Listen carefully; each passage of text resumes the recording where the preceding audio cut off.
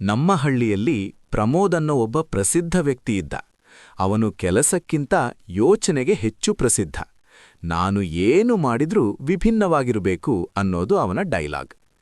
ಒಂದು ದಿನ ಹಳ್ಳಿಯಲ್ಲಿ ಭಾರಿ ಬಿಸಿಲು. ಎಲ್ಲರೂ ಹೊಲಕ್ಕೆ ಕೆಲಸಕ್ಕೆ ಹೋಗ್ತಿದ್ರು. ಪ್ರಮೋದ್ ಮಾತ್ರ ದೊಡ್ಡ ಕೊಡೆ ಹಿಡಿದು ಹೊಲದ ಕಡೆ ನಡೆದುಕೊಂಡು ಹೋಗ್ತಿದ್ದ.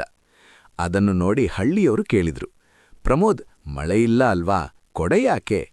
ಪ್ರಮೋದ್ ಗಂಭೀರ ಮುಖ ಮಾರ್ಕೊಂಡು ಹೇಳಿದ, ಮಳೆ ಬಂದ್ರೆ ತೇವಾಗೋದಿಲ್ಲ, ಬಿಸಿಲಲ್ಲಿ ಕೆಲಸ ಮಾಡಿದ್ರೆ ನೆರಳು ಸಿಗುತ್ತೆ. ಇದು ನನ್ನ ಹೊಸ ತಂತ್ರ. ಎಲ್ಲರೂ ನಗ್ತಾ ತಮ್ಮ ಕೆಲಸಕ್ಕೆ ಹೋದ್ರು. ಹೊಲಕ್ಕೆ ಹೋಗಿ ಪ್ರಮೋದ್ ಕೊಡೆ ತೆರೆದು ಕೆಲಸ ಶುರು ಮಾಡಿದ. ಸ್ವಲ್ಪ ಹೊತ್ತಿಗೆ ಗಾಳಿ ಜೋರಾಗಿ ಬೀಸಿತು. ಗಾಳಿ ಬೀಸಿದ ಜೋರಿಗೆ ಕೊಡೆ ಹಾರಿ ಹೋಗಿ ಹೊಲದ ಮಧ್ಯೆ ಬಿದ್ದಿತು. ಪ್ರಮೋದ್ ಓಡಿ ಹೋಗಿ ಕೊಡೆಯನ್ನ ಹಿಡಿದುಕೊಂಡ. ಅಷ್ಟರಲ್ಲಿ ಹಳ್ಳಿ ಜನ ಎಲ್ಲರೂ ಬಂದು ನೋಡ್ತಿದ್ರು.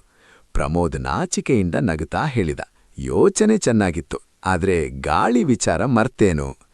ಅಂದಿನಿಂದ ಹಳ್ಳಿಯಲ್ಲಿ ಒಂದು ಮಾತು ಪ್ರಚಲಿತಕ್ಕೆ ಬಂತು, ಪ್ರಮೋದ್ನ ಯೋಚನೆ ಸೂಪರ್, ಆದ್ರೆ ಕೊನೆವರೆಗೆ ಯೋಚಿಸಬೇಕು.